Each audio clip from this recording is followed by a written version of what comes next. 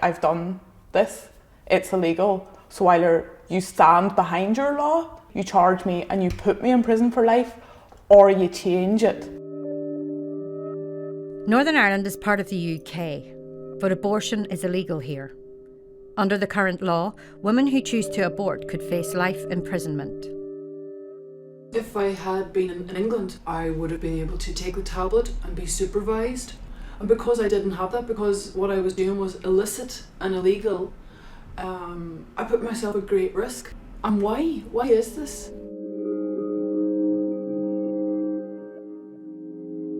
I'm going to talk about this because no one else is. It was quite a shock when I found out I was pregnant because I was on the pill. After I had taken the pregnancy tests, I just walked out of the house and just walked for hours because I was like, why is this happening to me now? It's not part of my plan for my life to go through this. We decided that the best thing to do then would be to have an abortion. But because of being a student, I couldn't afford around £1,000 to go to England. The best plan of action would be to order abortion pills off the internet. But I feel if I was in England, there wouldn't be all this stigma. I wouldn't be getting death threats. I wouldn't be frightened for my job prospects for speaking out. I kind of booked into a cheap hotel for the night so that I could have just complete, kind of almost clinical environment. I'm a wee bit dyslexic with the excruciating pain. I kind of misread the instructions a little bit, and there was a period of time where I should have taken the second tablet and I didn't. It took 4 hours afterwards. So I was passing lots and lots of clots, and I thought that I had passed the sac itself, but I hadn't. It was so traumatic. I mean, if we want to get political about it, I pay my taxes to the British government.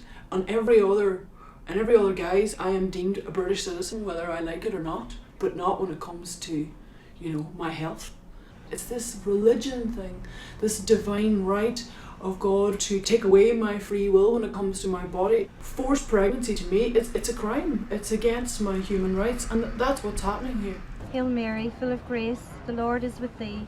Blessed art thou among women, and blessed is the fruit of thy womb, Jesus. Holy Mary, Mother of God, pray for us sinners. Precious Life, a fundamentalist anti-abortion protest group, is staging a vigil outside a pregnancy advisory clinic. There's an empty manger in many homes this Christmas because of abortion.